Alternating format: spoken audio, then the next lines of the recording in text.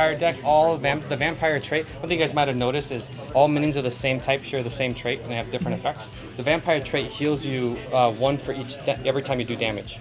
So if you have a minion that attacks twice, you heal 1 each time you do damage. If you have a minion that cleaves and it hits 3 targets, you heal for 3. Also, her hero ability lets you spend 6 life force to use health instead of life force to play the rest of your cards. So she can play up to 14 life force every turn instead of just 10, but you're taking damage, but you can heal it back up with the minions you play. So. That's awesome. Cool interactions. And I have one final question. It's just like how is like new product gonna be like introduced? Is it gonna be just decks, or are there gonna be like boosters for existing decks and stuff like that? Yeah, so this is something that we're still talking about, and we're getting a lot of feedback on, because we get both sides. We have people who want booster packs because they like the randomness and they like the fact that in your booster pack you might have holographics, a holographic version of a card that's more rare. And then we have people who are like, I don't like playing card games because they're too expensive because everything's random. So I haven't actually decided yet. Right now, for sure, there's going to be more hero decks that are going to come out with different archetypes. And all of these, they're built in a way. Like, for example, you play the spider deck. When a spider dies, you can summon a lower cost minion. Not a lower cost spider, but a lower cost minion. Meaning you can put that spider in any deck. So a lot of these decks are built to be mixed and matched. You don't have to just play a hero deck. All 9 of them can be mixed and matched. That's not the truth for every deck. There are some cards in some decks which are just... some offer you the freedom. Exactly. Most offer you the freedom. There's only one deck. It's the Horsemen of the Apocalypse, which requires the Horsemen of the Apocalypse, which there's 4 of, and then the card Apocalypse. So there's a couple that are specific, but you could just take those specific ones. It's going to be more cohesive if you use a spider type and you're playing spiders. Yeah. You know, maybe. I honestly don't know, because we haven't done a whole lot of play testing and mixing. A lot of the cards work in any deck. A lot of them. So, yes, it will be more cohesive, but even if you look at her hero abilities, they don't specify spiders. Correct. So you can use that hero with any deck, even not a spider deck. She could be the only spider in your entire deck. So I don't know. It'll be interesting to find out, actually. But the other thing that we're talking about for releasing, I don't know if we're going to go with booster packs or not. And actually, I would like to ask you that question. But so the other thing we're talking about is the idea of a expansion pack, an expansion set, something like 100, 150, 200 cards that may include maybe 4 heroes, but most of them are just cards which can be put in any deck. Maybe something like that. I mean, what do you think? What do you? Honestly, from my opinion, I kind of like that idea, where it's like it's not necessarily random, but it's just something that adds on to.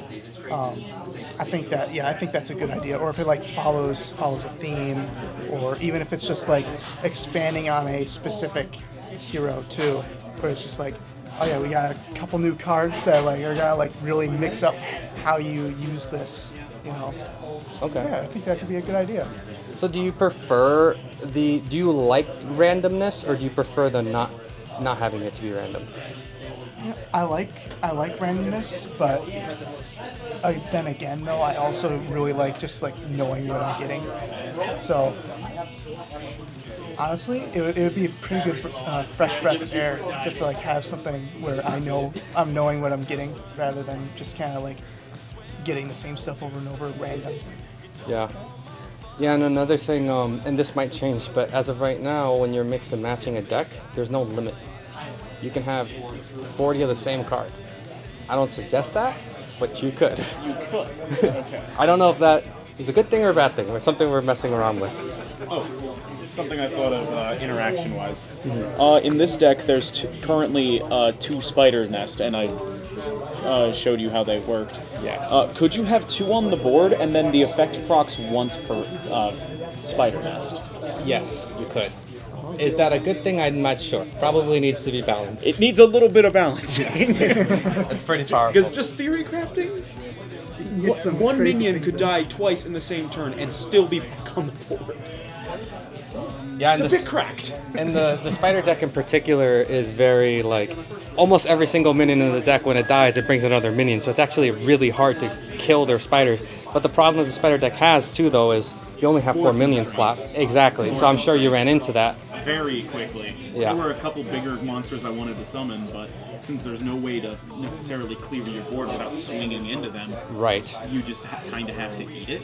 Right. And so this is a thing that I've been looking at as well, because I want to allow you, I don't ever want you to feel like you can't play something. You know, and the spider deck has this problem a lot because minions can keep spawning more. You flood your field immediately, and then you just have cards in your hand that you can't play because your field is full. So I looked into the idea of replacing a card that's already played with another one. And then I played a game and almost won on turn 1 with like 36 damage, because in the game you can keep playing cards so long as you have the life force. Not with her deck in particular, but with a different one, Ragnar's deck, who has a lot of low-cost minions. So like I played like 8 minions on one turn and I attacked with all of them, so I did like 36 damage on one turn. So it's tough. I have to figure out, I want to still come up with a solution where you can keep playing cards, but you can't do 36 damage in one turn. So I'm still trying to figure that out. A nice upper echelon would maybe be between 15 and 20 damage per turn with the board constraints, because anything more than that, it just feels unfair. Yeah. Yeah, I can see that. Because you don't want someone on turn 1 obliterating the other player and then just losing hope and wanting to concede. Right. You don't want that. Right. Yeah. If you play smart, you should be able to, I don't want to say it, but like pull something out of your ass and maybe win. Yeah. If a game works like that, it works well.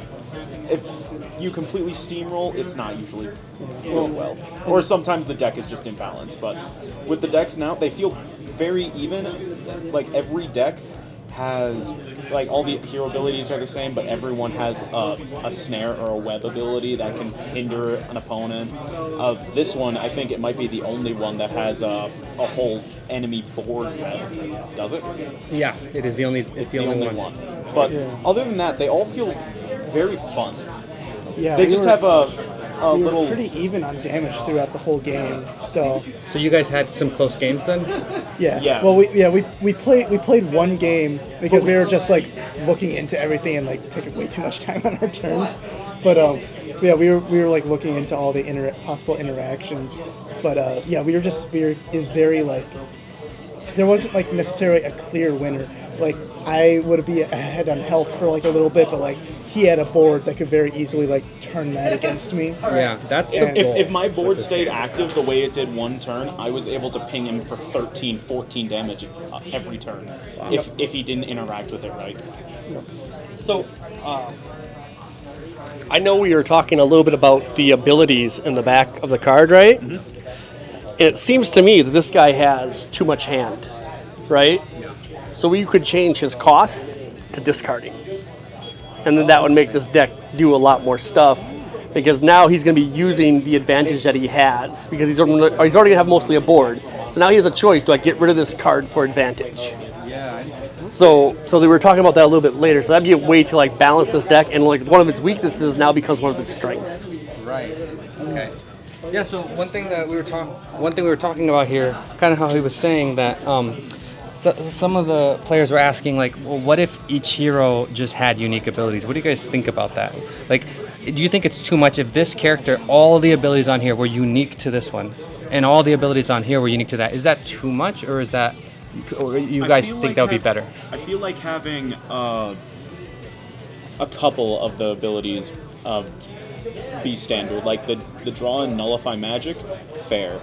But everything else, I feel like it'd be unique, so that way every deck feels distinct from each other. Okay. And you have to think a bit more about your interactions. Yeah. I think So that way it's more game sense reliant than just picking up a deck and being a master at it, essentially. Right. I think a good idea would be like you have a passive, right, and then you have your active ability that's unique. You can maybe have one that's like a detriment to your opponent, and then one that's more of a positive to yourself. Okay. That might be a good idea. Maybe not. Well, that was what I was saying earlier with the Hades River of Styx idea. But I do like that there are like general abilities that every hero has. because I think that's just a very good like leveling the board. Everyone has some pretty like everyone has the same like threats to say like as long as you're like saving up life force, you can basically like take out like a spell or land. Hey, thank you everybody for watching till the end of this. We actually have a lot more. I've just decided to pretty much break these up into like 10-minute sections because, well, there's a lot to go through, and it's been amazing. Everybody that showed up was absolutely amazing. The feedback was great, and we'll be putting these out during this week. Hopefully 1 video a day. So come back, check it out. It's gonna be amazing. So give some feedback. Put something down in the comments, man. That'd be super amazing. I think they would absolutely love that. With that, have a great day, and thank you so much. You guys are amazing.